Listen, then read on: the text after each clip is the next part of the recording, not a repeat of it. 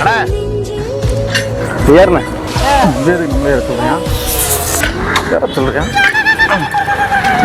என்ன பண்ற நீ என்ன ஏறுனா நம்ம ஒரு டைலர் தான். அண்ணா டயர்ல ஏறலண்ணே.